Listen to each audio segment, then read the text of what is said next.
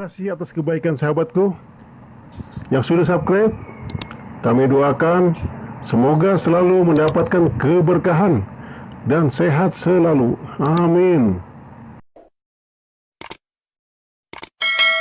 Pria ini menyalakan rokok, api yang besar, membuatnya melempar korek apinya.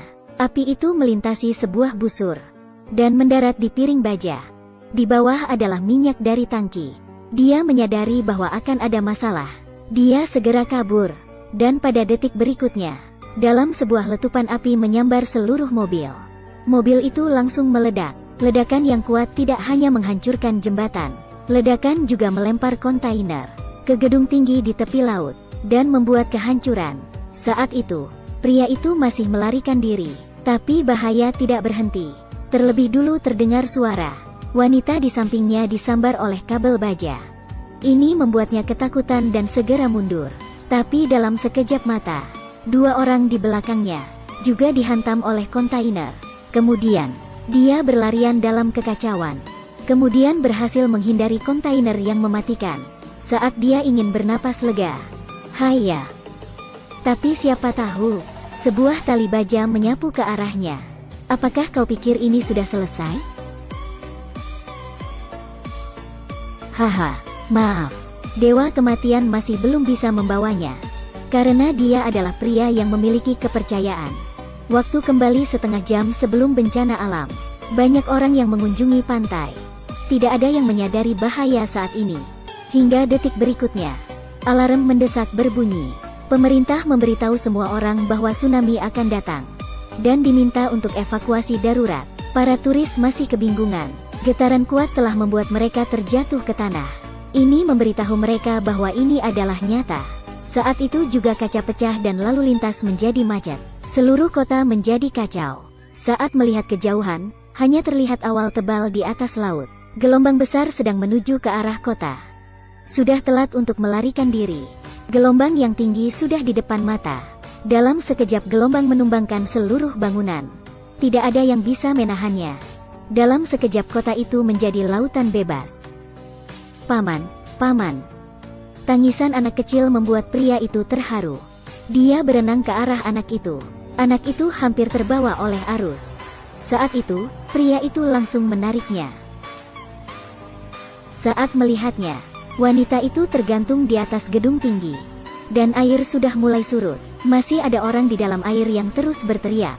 Tapi sebenarnya mereka bisa menghindari bencana ini, karena dalam beberapa waktu lalu, Profesor Kim yang bekerja sebagai peneliti gempa telah mengingatkan, tepi laut akan terjadi tsunami. Tapi itu dianggap sebagai rumor. Bahkan dia diejek oleh mantan istrinya.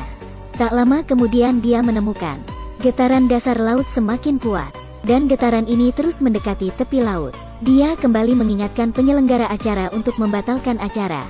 Tapi dia ditolak lagi. Untuk membatalkan acara makan harus mengganti rugi. Selama dunia tidak akhir, maka acara tetap berlanjut. Dan mantan istrinya yang bekerja di acara itu sangat marah saat mendengarkan hal itu. Profesor tidak ingin bertengkar dengannya. Dia hanya meminta dia membawa putrinya meninggalkan kota. Tapi mantan istrinya tidak mendengarkan. Melihat bencana di depan mata, tapi tidak ada orang yang percaya dengan kata-katanya. Profesor sangat tidak berdaya. Terakhir dia tidak bisa membatalkan penyelenggara acara itu. Di atas pantai juga penuh dengan orang. Kali ini profesor membawa laporan gempa ke kantor atasan. Untuk ketiga kali dia meminta untuk membubarkan semua orang. Namun atasannya tidak mendengarkannya. Hingga pemerintah mengeluarkan peringatan tsunami. Atasannya sangat kebingungan. Semua orang besar yang mendapatkan berita itu telah diantar oleh polisi meninggalkan kota itu. Kemudian gempa pun terjadi. Gelombang tsunami segera tiba, langsung menghancurkan bangunan dan orang-orang. Profesor yang khawatir dengan putrinya, segera pergi ke hotel putrinya, dan menyelamatkan putrinya. Tapi mantan istrinya terjebak di dalam lift. Air perlahan-lahan naik ke atas. Dia berteriak tapi tidak ada yang menjawab. Segera air mencapai lehernya. Saat itu profesor menelponnya, dan memberitahu bahwa putrinya selamat. Akhirnya dia merasa lega. Setelah memastikan profesor bertemu dengan putrinya, akhirnya dia menyerah. Untungnya ada seorang pria yang kebetulan lewat, dan menyelamatkannya. Kemudian dia pergi bertemu putrinya. Dan saat itu di atas atap, Semua orang sedang menunggu penyelamatan. Tapi tsunami kedua kembali datang. Profesor berusaha maju ke depan dan ingin mengantar putrinya ke atas helikopter. Untungnya saat detik terakhir, seorang bibi mengendong putrinya. Setelah mengantar putrinya, di depan kematian, suami istri akhirnya berbaikan. Mereka berpelukan dan menunggu kematian. Air masuk ke jalanan dan membentuk aliran sungai. Sepasang suami istri berhasil mencapai tiang listrik. Tapi mereka menyadari kotak listrik sudah mulai jatuh. Pria itu segera mendorong pacarnya naik ke atas. Melihat kotak listrik akan jatuh ke dalam air, pria itu bergegas naik ke atas. Saat kakinya keluar dari air, tiang listrik tiba-tiba jatuh. Orang yang tidak sempat keluar dari air maka bersiap untuk mati. Ratusan orang mati tersegat listrik. Pria itu melihat dengan rasa sedih. Tapi dia tahu bahaya masih ada. Jadi pria itu naik ke atas atap. Saat dia akan menarik pacarnya, kecelakaan terjadi. Sebuah kaca jatuh dan menjatuhkan dia kembali ke dalam air. Untungnya pacarnya berhasil menariknya. Tapi dia hampir menarik pacarnya masuk ke dalam air. Pria itu memutuskan untuk melepaskan tangan. Tapi seorang paman berhasil menariknya. Tampaknya pria ini sangat beruntung. Tapi detik berikutnya, paman itu menghilang. Di sisi lain, sebuah penyelamatan di tengah laut. Namun terjadi hal tak terduga.